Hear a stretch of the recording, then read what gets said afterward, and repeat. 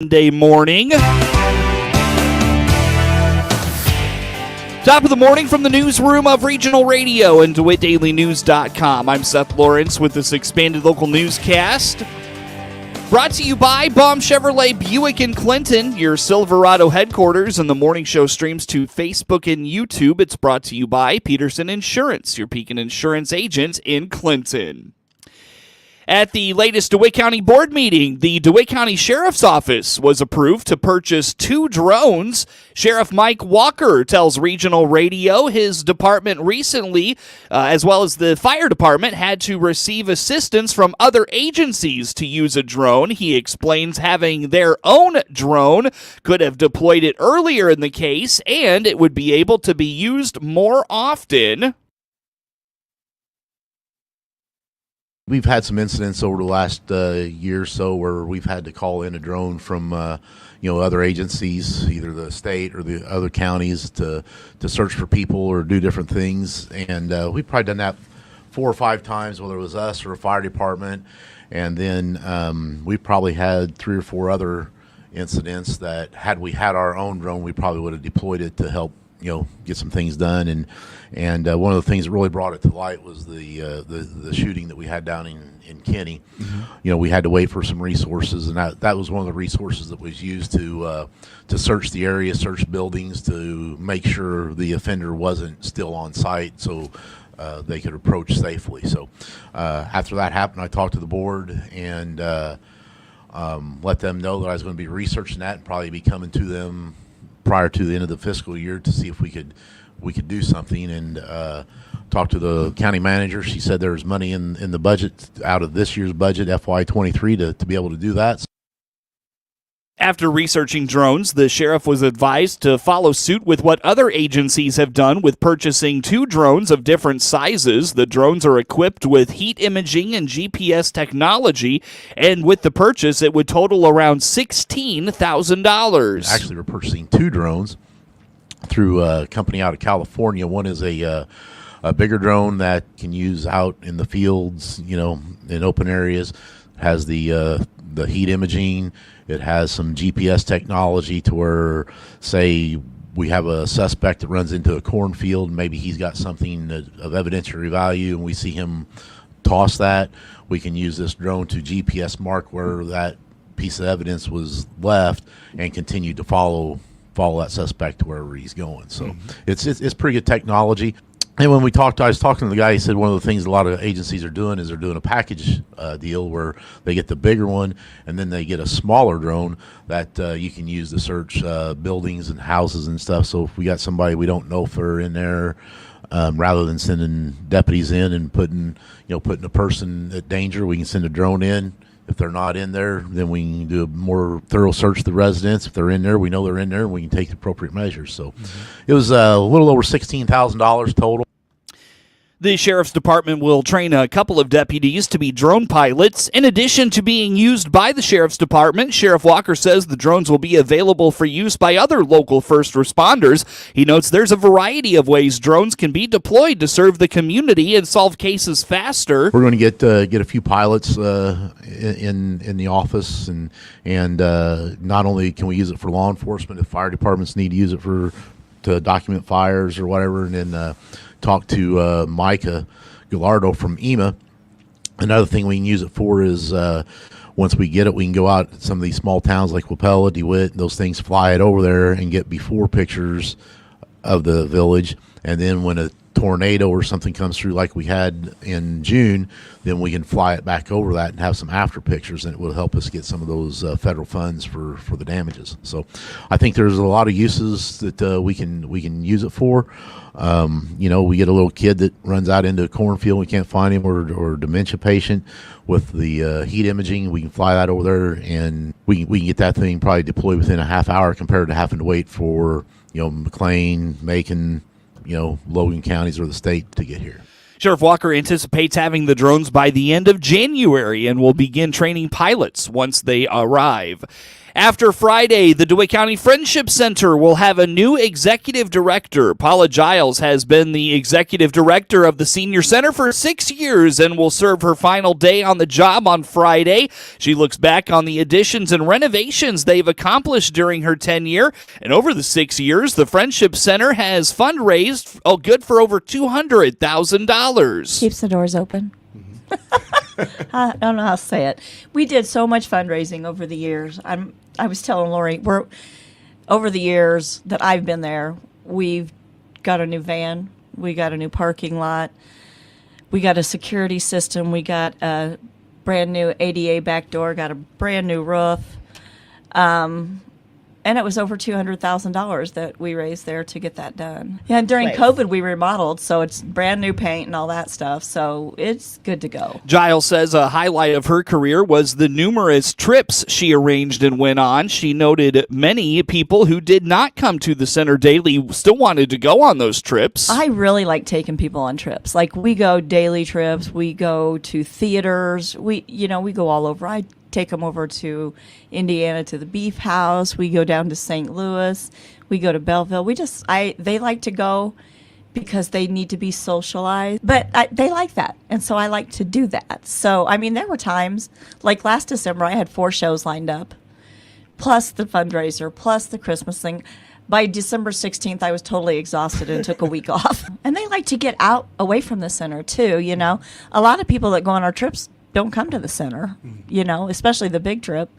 But it's okay because people are reaching out and doing things that help the center. So you pay about $100, $110 a day for your trip, and you can't get that anywhere else. Giles remembers when her car was totaled and she was able to fundraise to get a new parking lot for the Friendship Center within 6 weeks. She notes it gave her a sense of perspective about how much the center needed a new parking lot. Well, my van got totaled there. That's why we have a new parking lot. I had to put everything into perspective when on a Wednesday during bingo when people were coming in and somebody slams into the back of my van and moves at 30 foot. It could have killed one of my seniors and I was done. I was so angry. So we got, within the next 6 weeks, we had a new parking lot in the back. I was over it.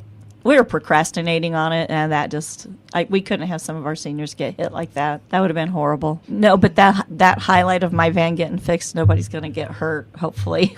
Hopefully. Don't cross that street. It's a main drag. Don't cross it. Giles will miss the many seniors she's met and the working relationships with her coworkers. We've had so much fun. Like the admin assistant that we have now is Kim Roberts. Her and her husband Larry are so very helpful. They do all the decorating in the place, all the decorating. They help with every fundraiser. He's our chairman of the board also. And it just works. We've built a wonderful relationships. I think my grandkids think they're another set of grandparents, and you should see them. They all sit. It's just wonderful, and that's the best one so far. Tune into Regional Radio tomorrow as we introduced Lori Heyerman as the new DeWitt County Friendship Center Executive Director.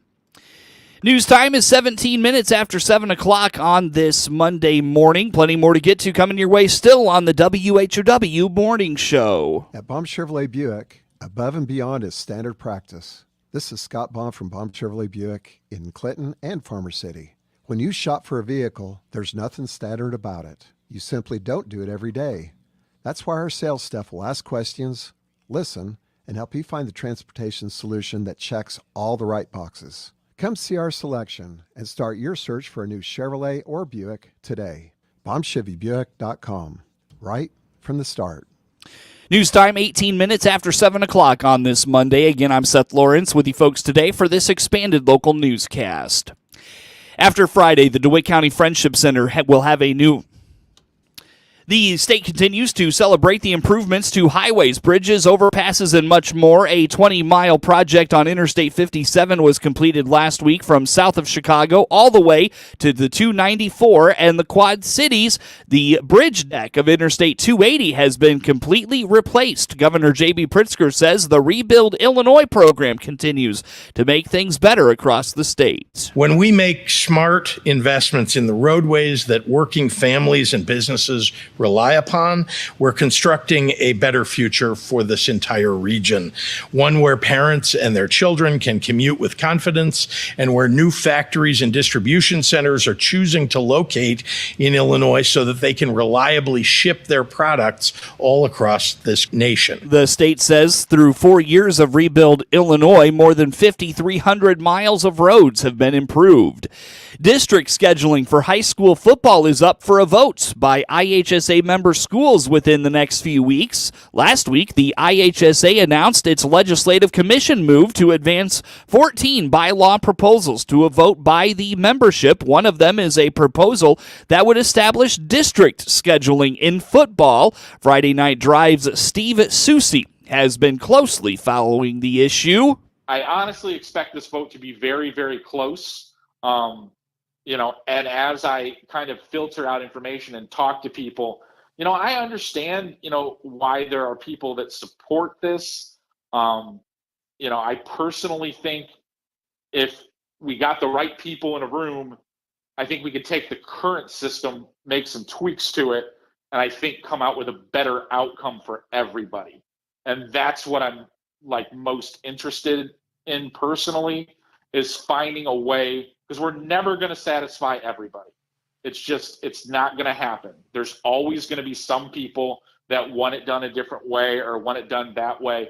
I would just like a greater majority of people to be happier with what we're doing, because right now, amongst football coaches, I think it's the acceptance toward the current system is probably somewhere in the 70-30 range.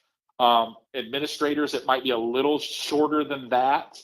But there's a loud, even in the sense when I say that, there's a very loud minority of some that are really pushing for this because it fixes their individual problems. And I get that. But in the grand scheme of things, I don't know if it's for the greater good of everybody. The voting period for the proposal runs through December the 18th. The Illinois Farm Bureau annual meeting includes recognition of Ag in the Classroom volunteers across the state. Here's more from the RFD Radio Network's Jim Taylor this week in Chicago. One of the great things about this story is you're doing something right when they develop a nickname for you. And they've done that for Teresa Sanford Shiplet.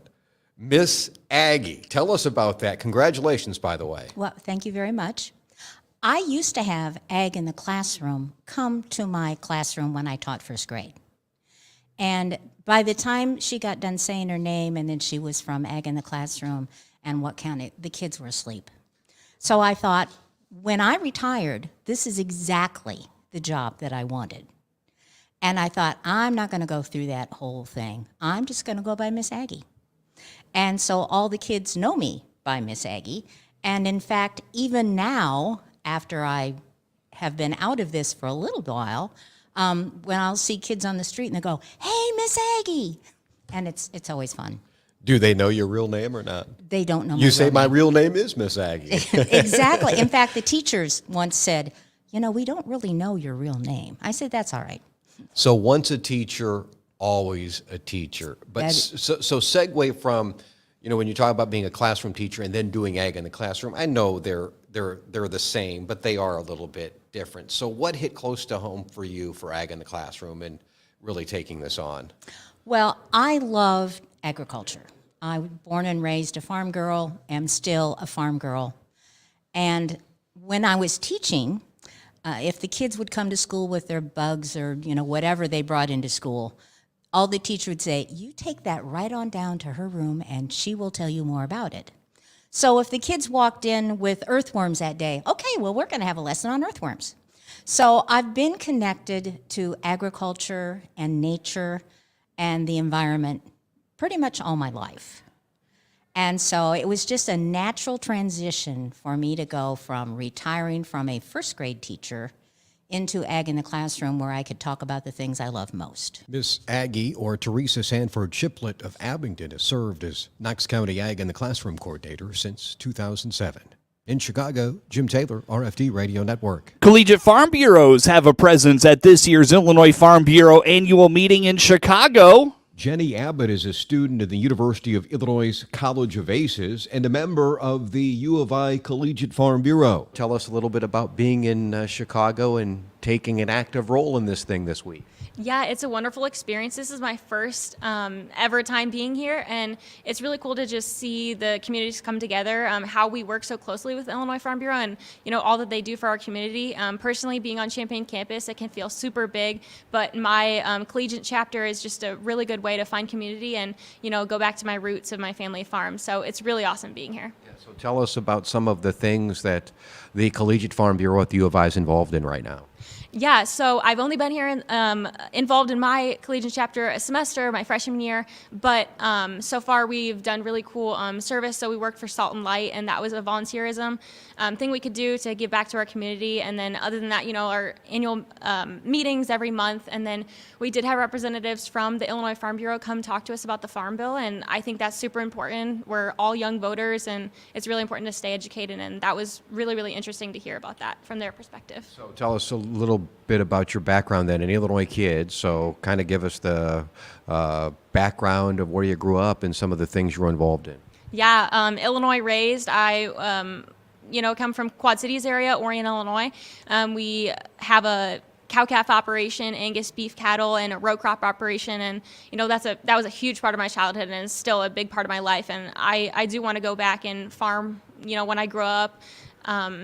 It definitely instilled a lot of hard work in me, and I love that I grew up on a farm, so I can learn, where my food comes from, how much hard work it takes to get there, and it's really given me an amazing community to surround myself with. And then as far as you mentioned Collegiate Farm Bureau, I'm assuming, were you an FFA kid? Were those some of the experiences that kind of led you to stay engaged and active in some of these organizations? Yes, I was an FFA kid, and growing up, sometimes when you're on the farm, like everything's not like pushed at you, but that's a huge part of your life. So you're like, okay, I was totally set on being a nurse, and my point of being a nurse was to help people, and I didn't really see the opportunity of how I could help people in the agriculture industry until I joined the FFA, and I did some competitions. I was thrown in my sophomore year, and a bunch of my friends totally were like, do it, and I'm so glad I did.